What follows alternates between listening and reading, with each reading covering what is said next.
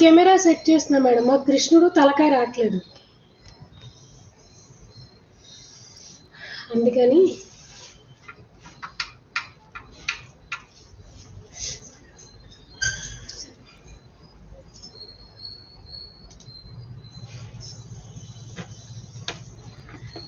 నిన్న మనం ఏం చేసాము, ఎక్కడి వరకు దృష్టి పెడతారు లేదు, మనం ఆ దారిలో ఎలా వెళ్తున్నాము అనేది మనని పరిశీలిస్తూ ఉంటారు తప్ప, అంతే తప్ప చెయ్యి పుచ్చుకుని ప్రతి స్టేజ్లోనూ మనని నడిపించరు. వాళ్ళు ఒక దారి చెప్తారు, సాధనతో మనం ముందుకు వెళ్ళాలన్నమాట. అందుకనే పైన చెప్పారు, ఏమని చెప్పారు, ఎవరికి వాళ్ళే వివేకంతో పైకి వెళ్ళాలి, దిగజార్చుకోకూడదు అని చెప్పారు.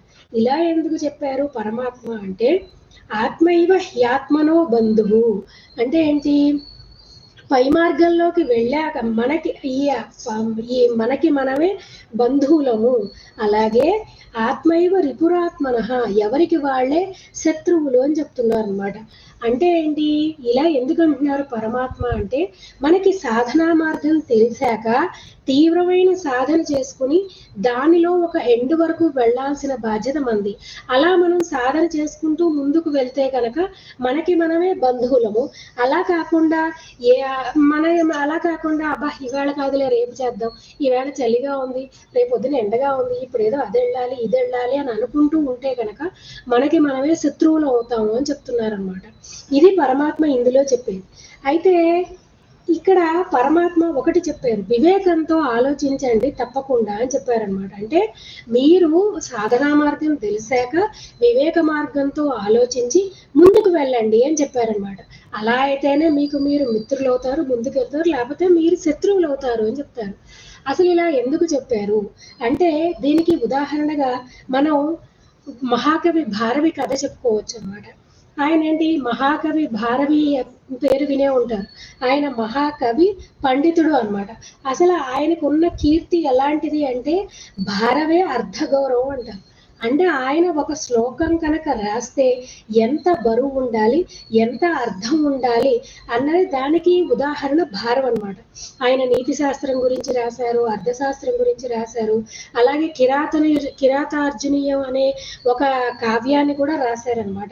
అంటే దాని గురించిన వర్ణన కానీ కల్పన కానీ అవన్నీ కూడా ఆయన తర్వాతే అన్నమాట, భారవి తర్వాతే. అయితే ఏంటి, ఆయనకి చిన్నతనంలోనే చాలా పేరు వచ్చింది. అంటే ఈయన చాలా బాగా రాస్తారు, ఈయన మహాకవి పండితుడు అన్న పేరు వచ్చింది. సరే, పేరు వస్తే ఏమవుతుంది, ఆటోమేటిక్గా అందరూ కూడా సన్మానాలు చేద్దాం అనుకుంటారు, మీరు మా ఇంటికి రండి అంటారు, అలా అంటూ ఉంటారు, ఇలా అంటూ ఉంటారు, ఇవన్నీ జరుగుతూ ఉంటాయి. జరిగేటప్పటికి ఏమవుతుంది, మనకి తెలియకుండా మనలో ఒక రకమైన అహంకారం మొదలవుతూ ఉంటుంది అన్నమాట. అలాగే ఈయనకు కూడా అయింది, అందరూ పొగుడుతూ ఉన్నారు. అయితే ఆ ఊళ్ళో ఉన్న వాళ్ళు అందరూ పొగుడుతున్నారు, కానీ ఒక్కరు మటుకు పొగడట్లేదు. అది ఎవరు అంటే వాళ్ళ నాన్నగారు. ఆయన ఏం చేస్తారు, ఎవరైనా వచ్చి మీ అబ్బాయి అండి ఎంత మహాకవి అండి, ఎంత గొప్పవాడండి అంటే ఆయన ఓ నవ్వునవి, చిన్నపిల్లడు వాడికి ఏం తెలుసు, ఏదో అలా రాశాడు అంతేగాని అంతగానో వాడికి ఏం తెలియదు అని విమర్శిస్తూ ఉండేవారు అన్నమాట. అయితే ఇది ఏమవుతుంది, ఈ విమర్శ అనేది ఆ నోట భారవి దాకా వెళ్ళిపోతుంది అన్నమాట. భారవి దాకా వెళ్ళిపోయి ఆయనకి ఒక భావన ఏమొస్తుందంటే, నిజంగా నాన్నకి నన్ను చూస్తే అసూయ ఏమైనా ఉందేమో, నాకు వచ్చే పేరును తట్టుకోలేక ఇలా ఏమైనా నాన్న అంటున్నారేమో అన్న ఒక అనుమానం వస్తుంది. ఇక్కడే మనం వివేకాన్ని వాడాలి. నిజంగా తండ్రికి గురువుకి కొడుకు కనుక ఉన్నత స్థితిలోకి వస్తే వాళ్ళకి అసూయ కానీ ఈర్ష్య కానీ వస్తాయా? రావు కదా. అయితే భారవికి ఆ విషయం గుర్తు రాలేదు. అంతటి మహాపండితుడైనా ఏమైనా కానీ ఆయన ఏం చేశారు, వస్తోందేమో అని అనుమానం చేసి ఇంకా ఆ కోపం కానీ క్రోధం కానీ ఎంతవరకు వెళ్ళిందంటే, ఈవేళ రాత్రి నాన్నని ఏదో ఒకటి చేసేయాలి, ఆయన్ని మనం ఏదో ఒకటి చెయ్యాలి అన్న ఆలోచనతో ఏం చేస్తారు, ఒంటింట్లో అటకెక్కి కూర్చుంటారు, పక్కనే ఒక రాయి కూడా పెట్టుకుంటారు. అంటే నాన్న వచ్చి భోజనానికి కూర్చోమని ఈ రాయి ఆయన మీద తోసేయాలి, ఆయన చేస్తున్న తప్పేంటో ఆయనకు అర్థం కావాలి అన్న భావంతో కూర్చుంటారు అన్నమాట. సరే, ఆయన భోజనానికి వస్తారు, అన్నం పెడుతుంది వాళ్ళ అమ్మ, వడ్డిస్తూ వాళ్ళ అమ్మ అంటుంది, ఏమండి నాకు ఒక విషయం అర్థం కాదు, మీరు అందరూ కూడా మన అబ్బాయిని పొగుడుతున్నారు కదా, కానీ మీరెందుకు పొగడరు, వాడిని ఎప్పుడు వాడికేం వచ్చు, వాడేం కవి, అలా ఇలా ఎందుకు అంటున్నారు అని ఆవిడ అడుగుతుందన్నమాట. దానికి వాళ్ళ నాన్నగారు సమాధానం చెప్తారు, ఏంటంటే శాస్త్రంలో ఒకటి ఉంది, ఏంటంటే ప్రత్యక్షే గురువస్తుత్యా, అంటే గురువుల్ని కానీ గొప్పవాళ్ళని కానీ ముఖం మీదే స్థుతి చేయాలి. పరోక్షే మిత్ర బాంధవాహ, అంటే మిత్రుల గురించి కానీ వాళ్ళ బంధువుల గురించి కానీ వాళ్ళ గురించి మనం పరోక్షంగా వాళ్ళని స్థుతిని చేయాలి. అలా తర్వాత నా కదాచిన పుత్రకాహ, అయితే పుత్రుల్ని మటుకు తల్లిదండ్రులు ముఖ్యంగా తండ్రి ఎప్పుడు కూడా స్థుతి చేయకూడదు. అలా చేస్తే కనుక వాళ్ళకి ఆయుక్షీణం.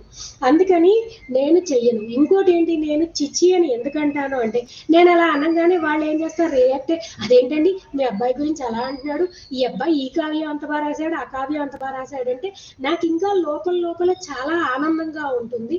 నేను వాళ్ళు ఇంకా బాగా పొగడాలి అని చెప్పి అలా అంటాను, కానీ నాకు అతని మీద ఎటువంటి తక్కువ భావన లేదు, అతను తక్కువ కవి అన్న భావన నాకు అసలే లేదు అని చెప్తాను. ఈ విషయాన్ని పైనుంచి భారవి వింటారు, ఆయనకి చాలా బాధ వస్తుంది. నిజంగా ఆలోచించండి, అసలు ఈ కన్వర్జేషన్ రాకపోయి ఉంటే కనుక, లేదు ఒక 5 నిమిషాల ముందే వాళ్ళ నాన్నగారిని మీద కనుక అతను రాయ వేసేసి ఉంటే అతని జీవితం ఎలా ఉండేది? జీవితాంతం బాధపడుతూ ఉండేవాడు. ఇంకోటి, తండ్రి ఇలా ఎందుకు అంటున్నాడు అన్న విషయం అతనికి తెలిసేదే కాదు. సరే అని అతను గబగబా కిందకి వస్తాడనమాట. వచ్చి కాళ్ళ మీద పడతాడు, కళ్ళ నీళ్ళ పెట్టుకుంటాడు.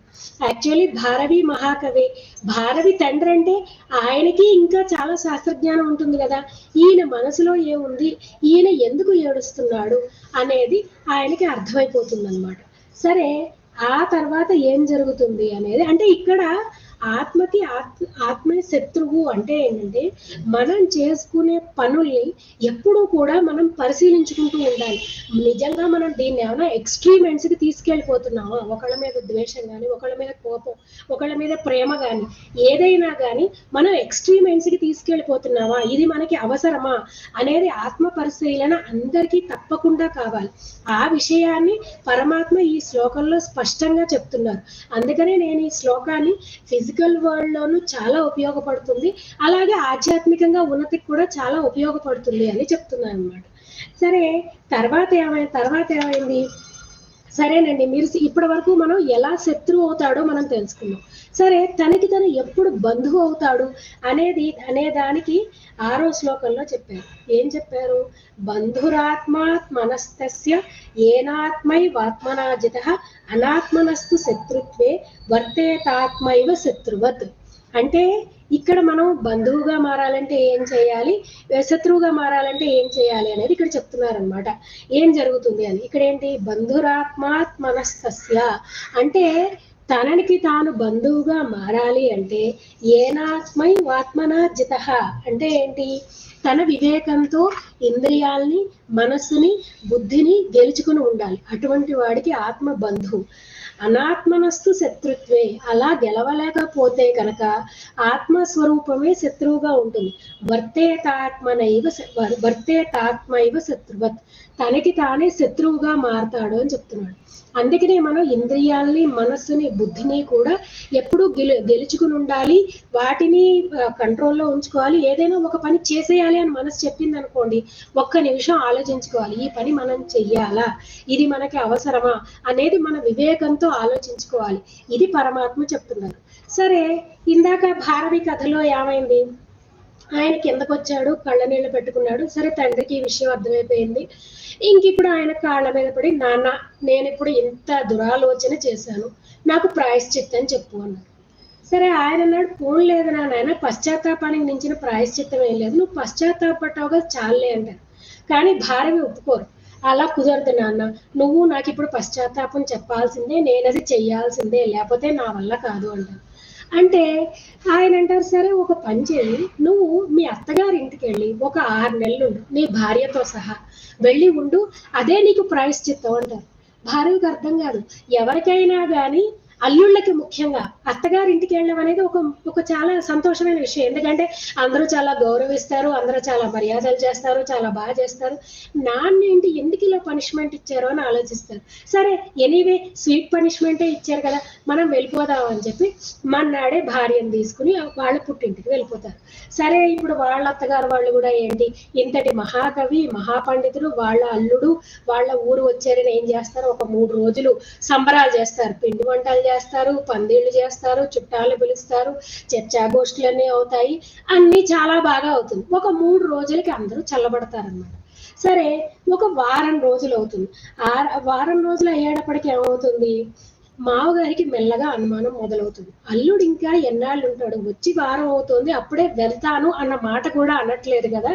సో అందుకని కూతుర్ని పిలిచి అడుగుతాడు, అమ్మ మీరు ఎన్నాళ్ళు ఉందాం అనుకుంటారంటే, ఏమో నాన్న నాకు తెలియదు, ఆయన రమ్మన్నారు వచ్చాము అంటుంది.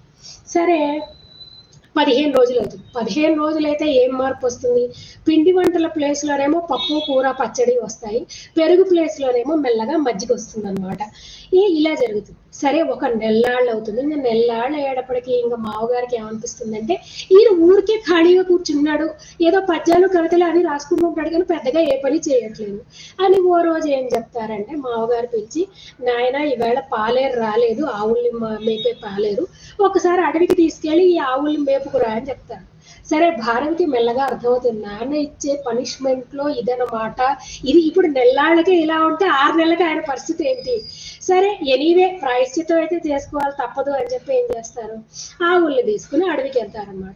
అడవికి వెళ్ళి ఏం చేస్తారు, ఒక తాటి చెట్టు కింద కూర్చుంటారు. ఆయన మామూలుగానే సహజంగానే ఆయన కవి కదా, ఆయన లక్షణం ఏంటి, రాసుకోవడం పద్యాలు. అందుకని ఒక చెట్టు కింద కూర్చుని ఆయన సొంతంగా కలిగిన ఆయన అనుభవాన్ని ఒక్క పద్యంలా రాస్తారు. ఏమని రాస్తారంటే, సహసా విదధీత నక్రియా అవివేక పరమా పదాం పదం వృణుతే విమృశ్యకారిణం గుణలబ్ధ స్వయమేవ సంపద వృణుతే అని రాస్తారు. అంటే ఇక్కడ సహసా విదధీత నక్రియా అంటే ఏంటంటే, మీరు ఏం రాశారంటే, ఏ పని కూడా తొందరపడి చేయకూడదు అని రాశారు. తర్వాత ఏం చేశారు, అవివేక పరమాం పదం అంటే అవివేకంతో చేసే చాలా పని ఆపదల్ని తీసుకొస్తుంది అని రాశారు. తర్వాత ఏం చేశారు, వృణుతేహి విమృశ్య కారిణం అంటే ఏంటి, ఆలోచించి పనులు చేసేవాడిని ఏమవుతుంది, గుణలబ్ధ స్వయమేవ సంపద వృణుతే అంటే ఏంటి, వాళ్ళని సంపదలు వెతుక్కుంటూ వస్తాయి అనేది ఆయన స్వానుభవాన్ని ఆయన రాశారు. అంటే అంతే కదా, ఆయన అవివేకంతో ఒక్క నిమిషంలో నాన్న మీద కోపం వచ్చేసింది, దానికి ఇప్పుడు ఫలితం అనుభవిస్తున్నారు. సరే, అదో తాటాకు మీద రాశారు, ఆవుల్ని కాచుకుని వెనక్కి వచ్చేస్తూ ఉంటారు అన్నమాట. వెనక్కి వచ్చేస్తూ ఉంటే ఏమవుతుంది, మధ్యలో ఆ ఊళ్ళో ఒక పెద్ద శ్రేష్ఠి గారు కనబడతారు. కనిపించి, ఏం నాయన ఏం రాసుకున్నావు అంటే, ఆయన చెప్తారు, ఇలాగా నేను ఈ పద్యాన్ని రాసుకున్నాను అని చెప్పి పద్యం వినిపిస్తారు, దాని భావన కూడా చెప్తారు. ఆయనకి ఆ శ్రేష్ఠికి ఆ పద్యం చాలా నచ్చుతుంది. ఆయన ఏమంటారంటే, నేను రూపాయి ఇస్తాను, నాకు ఇచ్చేస్తావా అంటే, దాని దేవుడిని తీసుకెళ్ళిపోవడం తాటాకి ఇచ్చేస్తాడు, రూపాయి తీసుకుంటాడు, ఇంటికి వెళ్ళిపోతాడు. సరే, ఆ శ్రేష్ఠి ఏం చేస్తాడు, వాళ్ళ ఇంటికి వెళ్ళి హాల్లో తగిలిస్తాడు అన్నమాట. దాన్ని ఆ తాటాకిని హాల్లో తగిలిస్తాడు. ఈ లైన్స్ చాలా బాగున్నాయి, మనం ఎప్పటికైనా గుర్తుపెట్టుకోవాలి అని తగిలిస్తాడు. తర్వాత ఏమవుతుంది, కొన్నాళ్ళకి ఆయన వ్యాపార నిమిత్తం వేరే దేశాలకు వెళ్ళిపోతాడు. ఇదివరకు ఎలా ఉండేది, వ్యాపారం సముద్రం మీద ఉండేది, ఒకసారి వెళ్ళిన వాళ్ళు కొన్ని ఏళ్లకు కానీ వెనక్కి తిరిగి రాలేరు. అయితే అప్పట్లో ఒక రూల్ ఏంటంటే, ఒకసారి వెళ్ళిన వాళ్ళు 12 ఏళ్ల లోపు వాళ్ళ ఊరు తిరిగి వచ్చేయాలి, అది కండిషన్. అలాగా ఈయన వేరే దేశాలకు వెళ్ళాడు, ఒక 12 ఏళ్ళు మొత్తం అంతా తిరిగాడు. 12 ఏళ్ళు అవుతూ ఉండగా ఇంటికి వచ్చాడు. అయితే ఆమెకి సమాచారం ఇచ్చేంత టైం ఉండదు, ఆయన వచ్చేసాడు. ఆయన వచ్చేటప్పటికి రాత్రి అవుతుంది. రాత్రి అయితే ఏమవుతుంది, భార్య పక్కలో ఒక పరపురుషుడు పడుకుని ఉండడాన్ని చూస్తాడు. చూసేటప్పటికి ఈయనకి ఇంకా కోపం విపరీతంగా వచ్చేస్తుంది, నేను ఊళ్ళో లేనప్పుడు మా ఆవిడ చేసే పని ఇదా అని చెప్పి ఇంక ఎంత కోపం వస్తుందంటే చంపేయాలన్నంత కసి వచ్చేస్తుంది అనమాట. అని ఏం చేస్తాడు, అక్కడ మేకుకి ఒక కత్తి ఉంటే దాన్ని తీసుకుంటాడు అనమాట. యాక్చువల్లీ ఆ కత్తి తగిలించిన వెనకాలే ఈ భారవి గారు రాసిచ్చిన పద్యం ఉంటుంది. అది కింద పడుతుంది, ఆ తాట కింద పడితే దాన్ని ఒకసారి చదువుకుంటాడు. చదువుకుని అంతే అవివేకంతో మనం ఏ పని చేయకూడదు, ఏ పనైనా ఆలోచించి చెయ్యాలి అని ఉంది కదా. సరే, ఆయన అప్పుడు ఎందుకు ఈ పద్యం ఇచ్చాడు, ఇప్పుడు ఈ నిమిషంలో నాకు ఎందుకు కనిపించిందో, ముందర నేను నా భార్యని లేపు అడుగుతా, అడిగి ఒకవేళ ఆమె గనక తప్పు చేస్తే నెక్స్ట్ ఏం చేయాలో చేస్తా అని చెప్పి నిద్రలోనే చంపేయాలి అనుకున్నవాడు వెళ్ళి వాళ్ళ ఆవిడని లేపుతాడు. లేపేటప్పటికి ఆవిడ చాలా ఆనందిస్తుంది. ఆహా, మీరు వచ్చారా, ముందే కాస్త సమాచారం ఇచ్చుంటే ఇల్లంతా కూడా బాగు చేసేదాన్ని, అది ఇది అని. కాసేపు అయ్యాక అంటుంది వాళ్ళ అబ్బాయిని లేపి, ఎరా నాన్న చూడరా నాన్న వచ్చారు అంటారు. అనేటప్పటికి ఆ అబ్బాయి దిగ్గున లేచి కూర్చుంటాడు. ఇంతకీ ఈ విషయం ఏం జరిగింది అంటే, అతను వెళ్ళేటప్పటికి ఆమె గర్భవతి. మేబీ ఆమె చెప్పే టైం అతనికి లేదు. అప్పట్లో ఇంత సమాచారం లేదు కనుక ఆమె పాపం ఇక్కడే డెలివరీ అయింది, పిల్లాడిని పెంచుకుంది, ఇంత చేసి వాళ్ళ పిల్లాడు. సో అప్పుడు అతను ఆలోచిస్తాడు, అరే అసలు ఒకవేళ ఈ పద్యం కనుక నాకు కంట పడకపోయి ఉంటే ఏం జరుగుండేది నా జీవితంలో, నాకు నేనే శత్రువుని అయ్యుండేవాడిని కదా. అది వివేకంతో ఆలోచించాను కనుక నేను ఇప్పుడు నిజాన్ని తెలుసుకోగలిగాను అనేది అతను అర్థం చేసుకుంటాడు. అలాగే ఇక్కడ భారవి చెప్పిన పద్యం సారాంశం గాని, ఇక్కడ పరమాత్మ చెప్పిన ఈ 6వ శ్లోకం బంధురాత్మాత్మనస్తస్య ఏనాత్మై ఆత్మనాజిత అనాత్మనస్తు శత్రుత్వే వర్తేతాత్మైవ శత్రువత్, ఈ రెండింటికి కూడా ఒకటే అర్థం.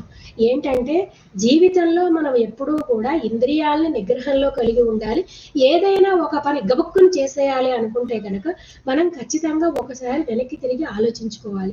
సో ఈ ఆత్మ ఇదే మనకి మిత్రుడు అవుతుంది ఆలోచించుకుంటే, అలాగే శత్రువు అయ్యి తొందరపడి మన చేత తొందర పనులు చేసే పని కూడా ఇది చేస్తుంది. అందుకని పరమాత్మ ఈ శ్లోకంలో ఇలా చెప్తున్నారనమాట, మీరు జీవితంలో ఇలా నడుచుకోండి, తత్వజ్ఞాన మార్గంలో కూడా ఇదే విధానాన్ని అనుసరించండి అని చెప్తున్నారు పరమాత్మ. సరే, తర్వాత ఏమవుతుంది, సరేనండి బాగుంది, ఈ లోపల ఉన్న పరమాత్మని చూడాలంటే ఎవరికి సాధ్యం?